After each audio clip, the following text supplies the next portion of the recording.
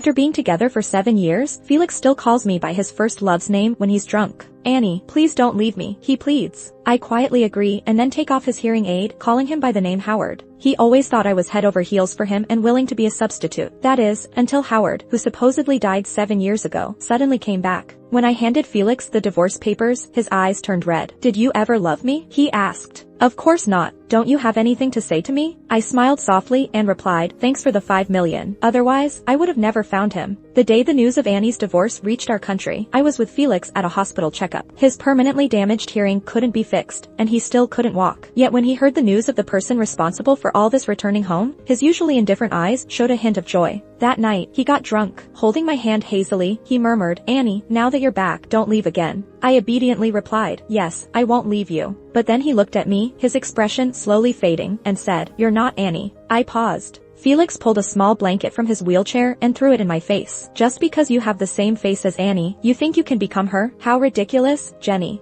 If there's nothing else, get out, he stated calmly. Though the blanket didn't hit hard, it felt like a slap across my face, shame washing over me. It brought me back to many years ago. When I was 18, the night before my art exam, Felix's first love Annie tore up all my drawings and used a gem-encrusted silver hammer to break my fingers one by one. Even after they healed, my hands would uncontrollably tremble when I picked up a brush. I could never paint again. Felix, Annie's protector, was the one who found me after. He slid a check across the table. If it's not enough, name your price. Holding my shaking hand, I resisted the urge to yell, what good is your money? She ruined my dreams, my future. Then Felix laughed, looking at me with a gaze that was both gentle and disdainful. Just take it. Isn't your so-called dream just to earn more money? Back then, he was cold and aloof. At 23, he was the youngest head of the Smiths. He looked down on me so much. Neither of us, nor anyone else at the Smiths, would have thought that Felix and I would be married in 2 years. On my 20th birthday, it was also Howard's 4th year in the police. He disappeared while rescuing hostages from pirates at sea. The government searched those waters for a month but never found him. Everyone said Howard was gone. For months, I was out of it, my spirit on the verge of collapse. Then, in the corner of a blurry photo on a secret foreign website, I found him. It was a hunch, a feeling in my bones, that was Howard. But finding him from that picture was like hunting for a needle in a haystack. I needed a lot of money. That's when Annie left Felix, who was injured for her, to marry abroad. When Felix recovered, he found me. Annie came back late one night, 7 days later. Felix had a car waiting for her at the airport all day, bringing her home. She wasn't the triumphant figure she'd been when she left. Dressed in a simple white dress, she looked stubborn and said,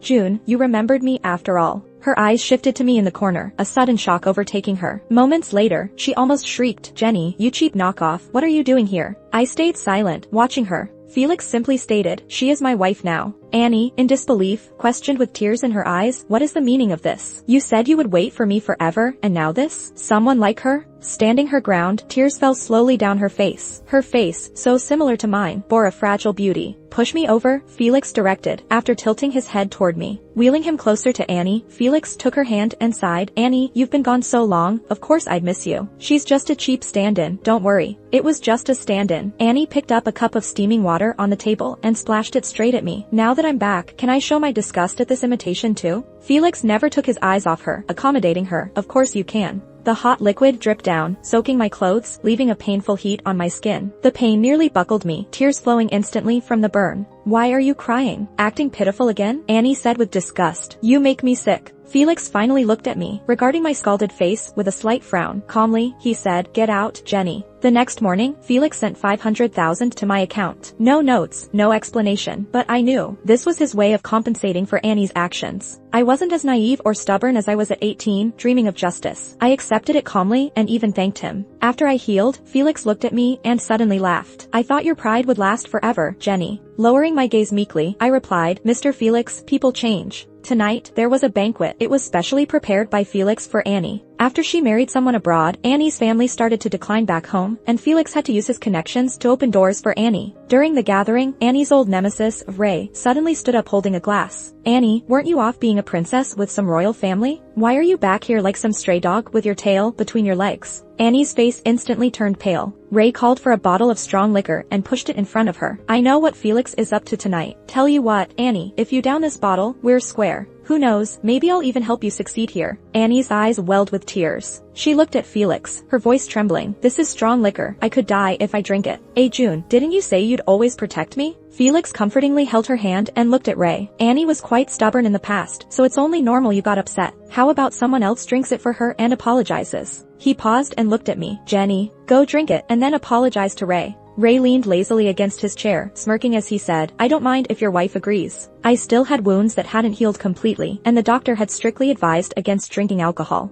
Sitting frozen, I clutched my trembling wrist, silently locking eyes with Felix. He spoke calmly. I'll have my assistant wire you 100,000 later. There was a moment of heavy silence. I stood up, grabbed the bottle, and tipped it back. The burning sensation seared from my throat all the way to my limbs. The strong fumes rushed upward, making my eyes water. Ray's group clapped and jeered. Impressive, what a woman of strength. Felix's wife sure loves money. What, was she poverty-stricken in a past life? Their tone was filled with sarcasm. When I finished, I set the bottle down and bowed deeply to Ray. Ray, I'm sorry for past offenses. Ray toyed with his glass, chuckling. 100,000, Felix sure spends big. All right, Annie, we're all clear now. Outside the banquet hall in the restroom, the dim lights carried a faint scent. Clinging to the toilet, I threw up violently. My stomach and throat were so numb with pain that it wasn't until I saw streaks of blood in the vomit that I realized how bad it was. I forced my aching body to call for an ambulance. It wasn't until I was hooked up to N4 that I got a call from Felix. Where are you? Lost your way doing shots? Or are you throwing a tantrum with me? He sounded mildly annoyed. I quietly said, getting 4 fluids at the hospital. He laughed. Living with me for these years has made you soft. I didn't reply, just stared up at the swaying fluorescent light above. Maybe it was too harsh, causing my eyes to well with tears. I'll have a driver pick you up from the hospital later. No one else takes care of you better. With that, Felix hung up. Back then, he injured his leg and ear saving Annie. Annie left him and went abroad, and I married into Felix's family in her place. Because of Felix's disability, we didn't even have a physical relationship. As a titular wife, I was more like a personal caregiver. By the time I got home that night, Annie was already asleep. Felix waited for me in the study. Having had some drinks, he looked at me through a hazy gaze. The money's been wired to your account. Jenny, don't hold it against me. Annie has never faced hardships. She's different from you. I sniffled and softly replied, I understand. Mr. Felix, I'd like to see an art exhibition abroad next month. Is that okay? Felix chuckled. Of course it is. Jenny, see, your so-called dream isn't worth that much, right? I said, yes. Perhaps drunk, he slumped against the wheelchair and closed his eyes, exhausted. Looking at the face partially resembling a person from my memories, I reached out and removed his hearing aid, speaking hoarsely. Howard, just saying that one word made tears uncontrollably fall. It's been 7 years now. Please, let me find you next month, okay? Maybe it was because I was about to look for him. That night, I dreamt of Howard again. We grew up in the same orphanage. He was always brave and had a strong sense of justice. Later, he became a SWAT officer. I wanted to study art and take the entrance exams, so he sent me his earnings. Go to better art classes and don't skimp on materials. He'd visit me at school, pat my head, and slip me money. But he couldn't handle Annie. After I was better, he returned to the unit. Before he left, he hugged me and promised, one day, I'll make Annie face justice. Believe me, Jenny. With tears, I nodded hard. I've always believed in him. I just haven't found him. With Felix's relentless help, Annie seamlessly re-engaged into the social circle within 2 weeks of returning. The night before my flight out, I dropped them off at a business meeting and planned to head back. The flight was early the next morning. I quietly told Felix, Mr. Felix, I'm going to head back and rest now. He nodded, appearing indifferent. But Annie suddenly spoke up. Stop right there. Holding a glass of red wine, she slightly tilted her head and looked at me. Heard you're off to an art exhibition abroad? Your hands messed up to even hold a brush. Jenny, what kind of artist are you dreaming to be? I ignored her and headed for the door. She tossed her wine at my back, staining my clothes. Did I say you could leave? Annie's voice dropped as she ordered, get back here and help me with drinks tonight. After all, people like you are born to serve. I stood there, frozen. Felix sighed lightly, resigned yet indulgent. Listen to Annie, Jenny.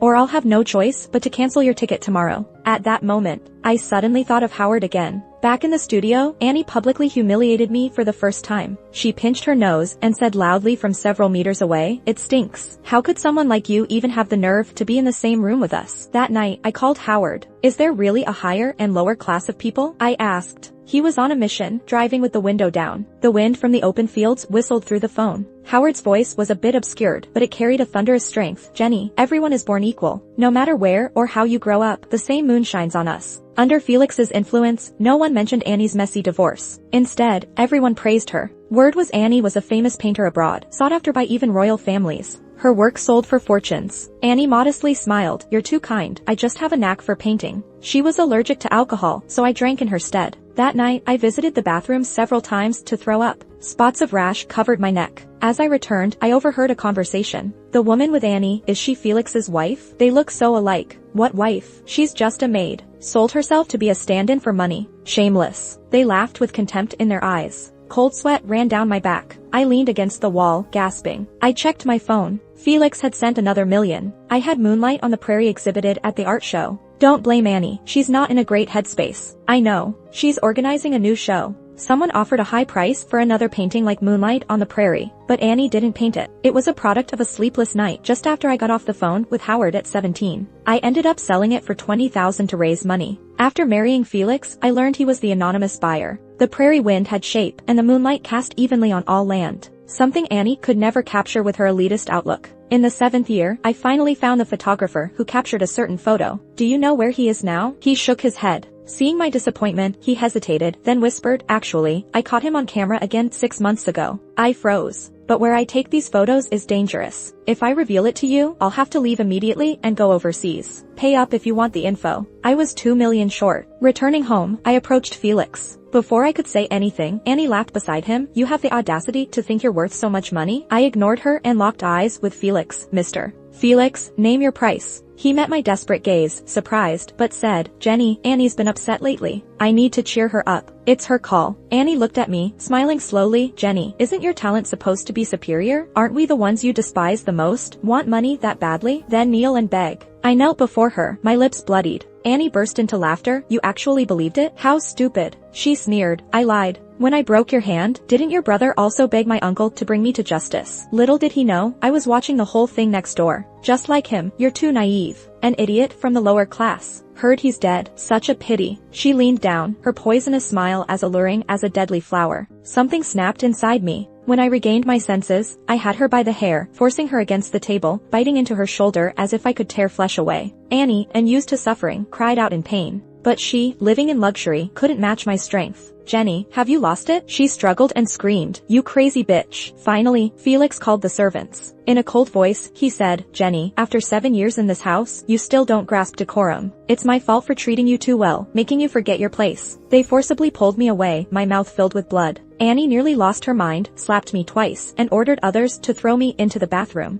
The tub was full of cold water. My face was shoved into it, water flooding into my nose and eyes, causing pain so intense I shook and convulsed. Near suffocation, someone yanked my hair back, dunking me again. In my last seconds of consciousness, I thought of Howard. When he fell into the ocean, did he feel the same despair? Did he think of me? Annie went too far. In the end, I was rushed to the hospital. It took a major illness to recover. As compensation, Felix sent $3 million. More than you asked for, so drop it, Jenny, he told me. Ignoring him, I tried to buy the photo, but the money was returned. The photographer's account was closed. I sat in the hospital, the sunlight like liquid gold through the window, yet I felt no warmth. I don't know how long passed before someone knocked at my door. A stern-looking middle-aged man stood there. Upon release, he took me to an unremarkable building. It's dangerous. Stop searching for Howard. He's out of reach, too, he warned. He's not dead, right? I asked. He wasn't before. Now, I'm not so sure. His mission was dangerous. We lost contact with him a week ago. Tears welled up in my eyes. I trembled as I spoke. Why didn't he let you tell me? Howard knew you got married, and to that Felix guy. He said he didn't want to disturb you, just let you think he died 7 years ago. As I left that small building, night was falling. I looked at the dimming western sky, feeling like fate had played a huge joke on me. When I got back, Felix was sitting in a wheelchair, waiting in the villa's yard. When he saw me, he asked in a deep voice, where did you go from the hospital, Jenny? Are you mad at me? I looked at his proud face, secretly displeased. It barely resembled Howard's face, sharp from surviving countless dangers, but just enough to save me from suffocating despair. But after today, nothing seemed to matter anymore. I walked past him numbly without saying a word. He grabbed my wrist. If it's about Annie, I'll admit I was a bit biased towards her. He spoke softly as if making a huge concession. As a compensation, I'll have my assistant send you more money. Stop making a fuss. I didn't respond, just stared at the sunset in the distance, bit by bit, disappearing behind the mountains. When night fell, I spoke quietly, Felix, let's get a divorce. He frowned, warning me, these years, I've spoiled you too much. You've forgotten your place. Without me, who else would give someone like you so much money? I laughed, covering my face. What's the point of money? Useless? Have you forgotten how you begged me on your knees? I ignored him, leaving the divorce papers in his study and moved out of Felix's house. Time passed day by day. A month later, I got an invitation from the orphanage where I used to stay, asking me to attend their charity fundraiser. These past days, Felix initially thought I was being childish and didn't want me to push the limits. Later, he seemed to realize I was serious and started trying to win me back. "Stop messing around, Jenny. Come back and I'll have Annie apologize to you."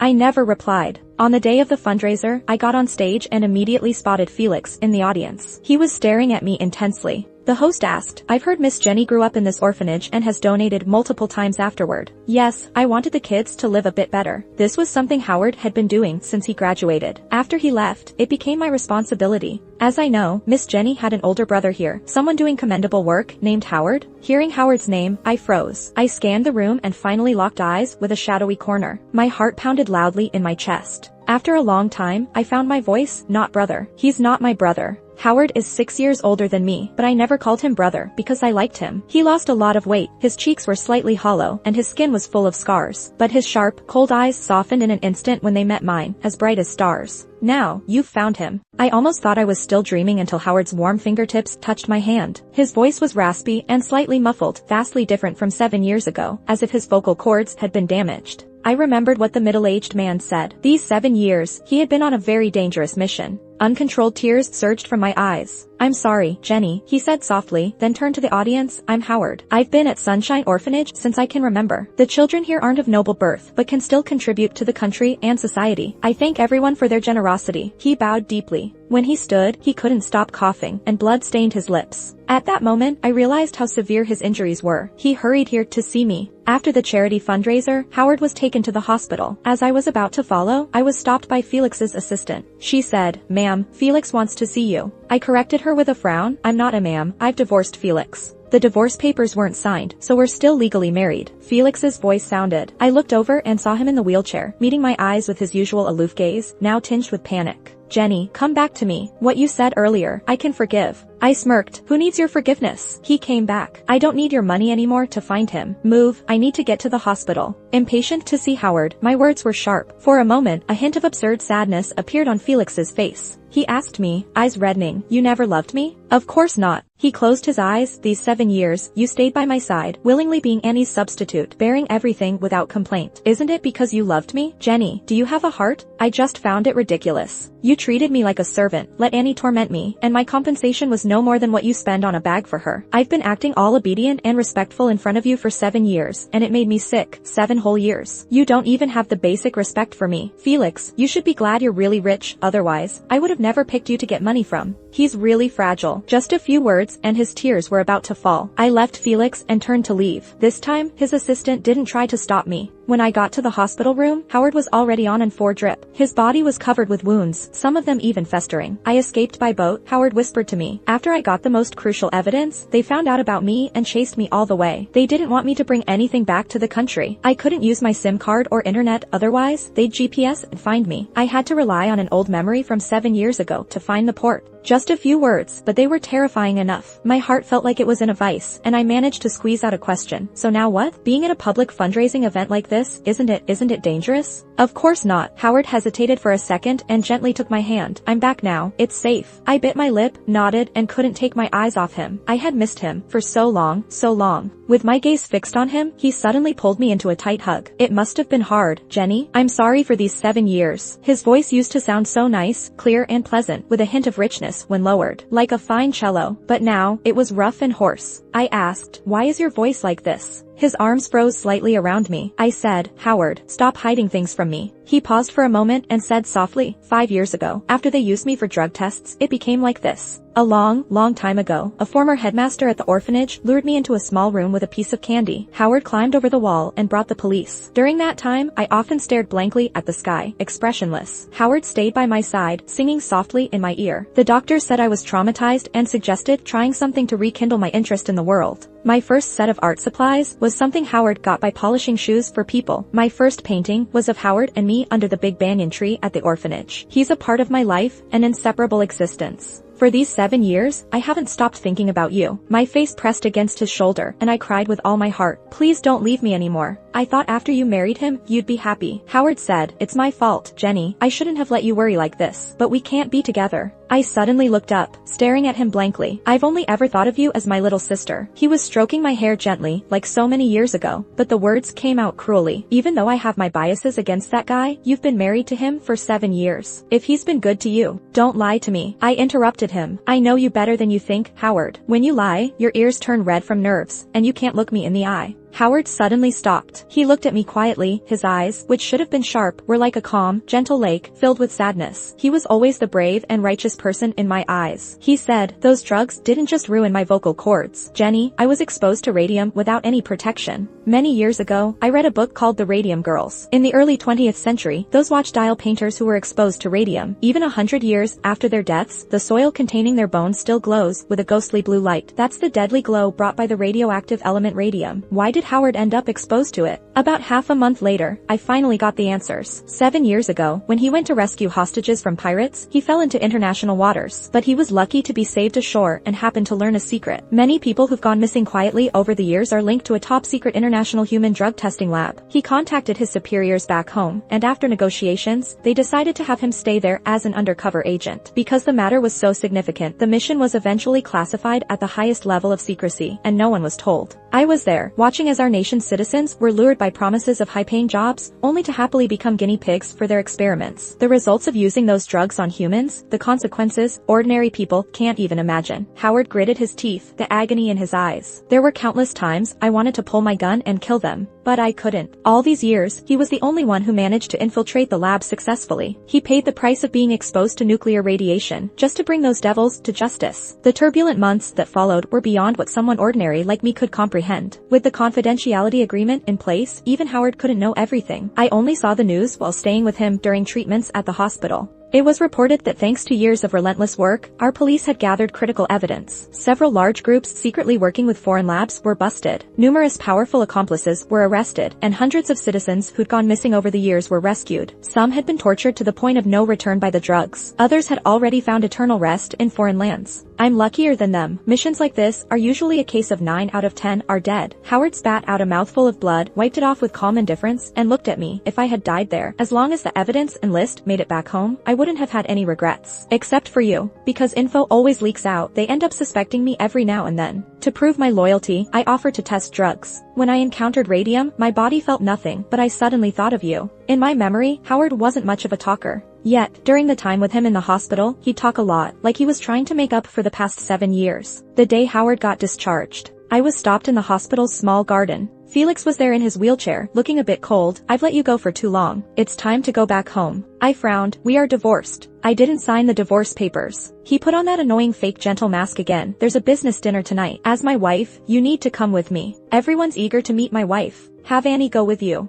Felix softened his tone. I know you've always been jealous of Annie, but now, her gallery business doesn't need my help. She promised she wouldn't trouble you anymore. I didn't want to argue, so I turned and left. Jenny, even if I saw you as Annie's stand-in, didn't you see me as Howard's stand-in? I spun around suddenly. In the blood-red sunset, his expression looked slightly fragile. I took a deep breath. Felix, could you stop flattering yourself? You don't deserve to be mentioned alongside him. After I said those words, I noticed Felix was staring coldly behind me. So, I turned around and saw Howard, swapping his hospital gown for a crisp suit, with all those unhealed wounds hidden. His face lacked color, lips were pale, yet his eyes were steely sharp. Though skinny, he looked like a drawn sword. The warm sunset ended at his side, totally different from his cutting, cool aura. It set him worlds apart from the always arrogant Felix. I was right. Felix couldn't be compared to him at all. Mr. Felix. Howard walked over, grabbed my hand, and looked down at Felix in the wheelchair. I may not be as rich or powerful as you, but I do know a couple of lawyers. The invite was from Luke. He says there might be something there I need to check out. On the way, Howard told me. I paused, a bit anxious. Will it be dangerous? No, just checking something. He smiled, ruffling my hair. Don't think too much. I'm out of the hospital, and it'll be nice to give you a breather. The ballroom was grand.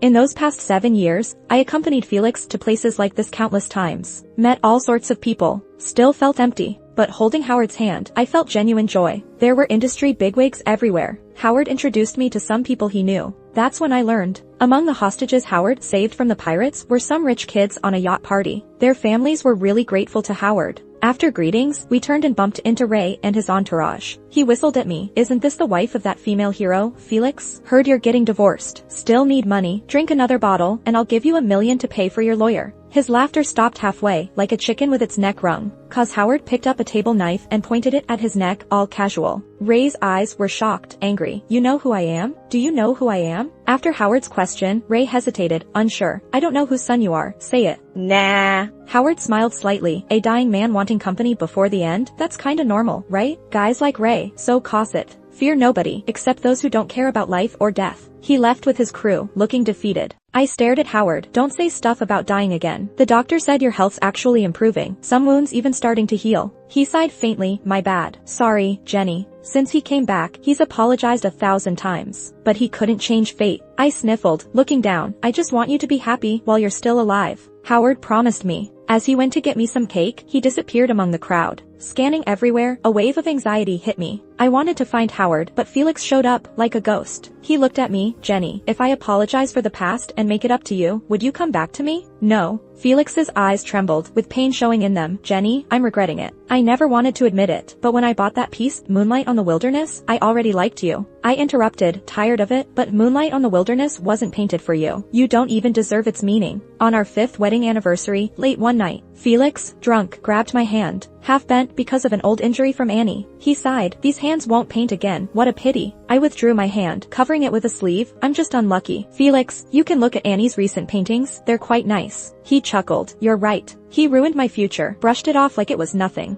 Now, he's here, pouring out his cheap feelings to me. But I really love you, Jenny. It's just, I grew up with Annie, and I always habitually saw her as. I didn't listen to the rest of his heartfelt confession, because Howard finally walked in from the hallway outside, coming toward me. I picked up my skirt and hurried to him. I didn't look back at Felix, so I didn't see his gaze, tinged with malice, behind me. On the way back, I asked Howard, did you find what you were looking for? He nodded, apologetically. Sorry, Jenny, I came to keep you company, but ended up ruining your mood at the party. I'm not really in the mood at places like that anyway. I hooked my finger with Howard's and whispered, Howard, don't think your return would ruin anything. That's not the life I wanted anyway. Bright lights, extravagance, and indulgence. I've been in that world for 7 years, and never once felt like I belonged. I always thought of Howard and the moon from when I was 17. I've always belonged in the world where he is. You don't have to feel sorry. This top secret mission is so vast, there can't be any mistakes. You're not telling me is the right thing to do. If it fails, I could never live it down. As for marrying Felix, that was my choice, my consequence. It has nothing to do with you.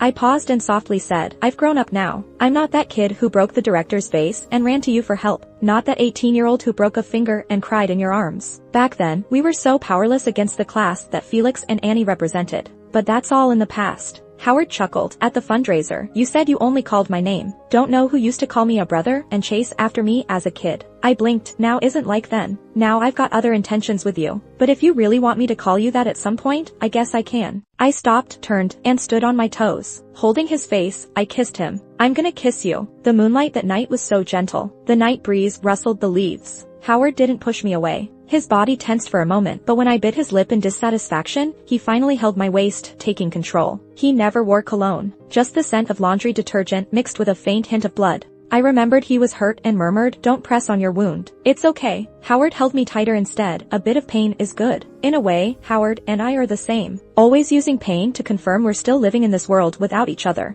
The long kiss ended amid our breaths. Our shadows on the dark asphalt road merged into one. Just like years ago, when I ran away from the orphanage and got lost halfway, walking the night road closely with him. Actually, I went to see a doctor last month. He said my hand can't be fully healed, but after some treatment, I can kind of hold a brush again. I said I have so many ideas, so many things I want to paint and show you. So as long as we're alive, every day of our future is worth looking forward to. That night, I genuinely believed Howard and I had a future together. But fate is always fickle. A month later, someone else went missing, and everything pointed out the situation was similar to the hundreds of disappearances before. We were wrong, that case hadn't ended back then. Howard's face was serious, standing in the sunlight from the window, turning his head to look at me. Jenny, that night at the party, I was there on a mission, and indeed saw someone who should never have appeared. I felt an ominous feeling creeping up. What do you mean, someone who shouldn't be there? Howard looked deeply into my eyes. After a long pause, he softly said, he was supposed to be executed 2 months ago. Howard started leaving early and returning late on missions again, and I began trying to pick up a paintbrush again.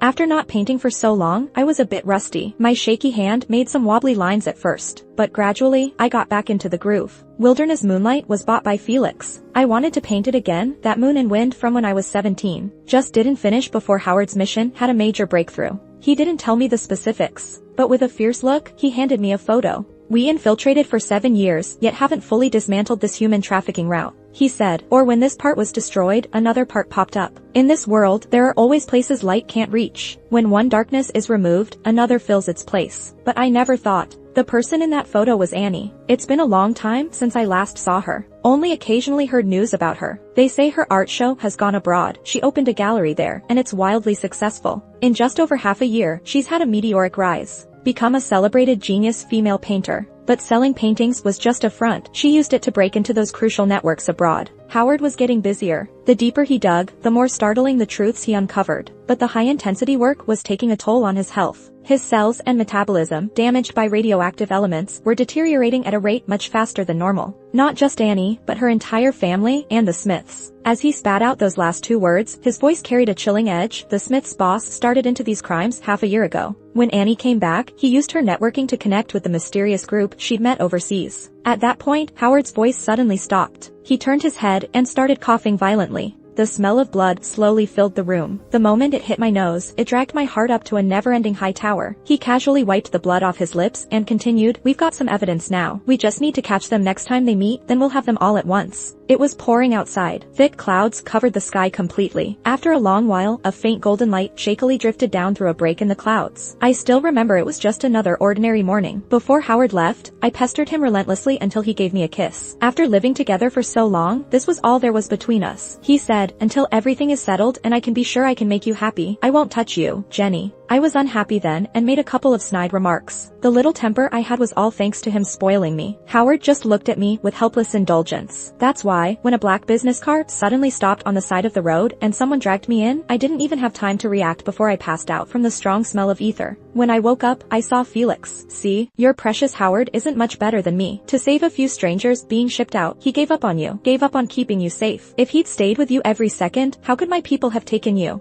In an instant, a lot of things became clear to me. When Annie had just returned to the country, her reputation wasn't exactly great. Plus, she had left Felix, who got hurt for her, to marry someone overseas. Someone like Felix, always in a high position, wouldn't be helping her after being abandoned for 7 years unless it was for bigger, long-term benefits. After it all clicked, I laughed softly. "That's why you'll never be like Howard. Justice and courage are the very fibers of his being. It's those traits of his that I've always liked." Felix's expression turned completely cold. That night, Annie came. From their argument, I learned that Howard and his team had set a trap. After tightly guarding all docks and airports for a while, they purposely loosened control. Felix's men rushed to transfer their goods to a ship, falling right into the trap. I didn't think they'd make such a bold move this time. "Looks like they're determined to wipe us out completely," Annie fumed, her usually pretty face twisted with rage. "A group of lowlifes who can't create any value alive. Being used for drug testing is their honor." Her gaze turned and fell on me, freezing suddenly. "Why did you bring her here? Don't you know those people are searching the whole city for her?" Felix replied blandly, "I want to take her with me." Annie looked at him, incredulous. "Are you crazy, Felix? She's a knockoff. Do you have any idea how much harder it will be to escape with her?" Felix remained unchanged. "I like her, so I'm taking her with me." In the days that followed, I was kept in a secret villa by Felix. The release of the hostages was bound to lead back to these two masterminds sooner or later, so they began to plan their escape. Most of Howard's assets were already transferred overseas. That night, Felix, having had a bit to drink, rolled his wheelchair to me and looked at me with drunk, hazy eyes. "The divorce isn't finalized yet. We're still married. Just wait quietly. Once we're abroad, we'll start over. You've been with me for 7 years through thick and thin. I won't treat you the same way again. I'll make up for all my past mistakes in the rest of my life." He rarely spoke so much about the future, but all along, I just looked at him coldly. I'm not sure if it was because I was provoked, but Felix suddenly brought up Howard. "That Howard has been looking for you, but he doesn't have the direct evidence to prove I took you. Plus, he's afraid if he pushes too hard, I'll destroy the evidence he's been wanting." I bit my tongue, forcing my brain to stay sharp, and asked the first question that night. "What evidence?" Felix looked at me and smiled faintly. "A list, a ledger. But no matter what, he'll never get it. Tonight, I'll allow you to shed a tear for Howard, a man as good as dead." Over the next few days, Felix and Annie busied themselves preparing to flee the country. Locked in a narrow, windowless room, I pondered how to grab that list and ledger Felix mentioned. Felix was always so full of himself. He wouldn't have bothered lying to me. The evidence must be crucial. I started creating opportunities in this room.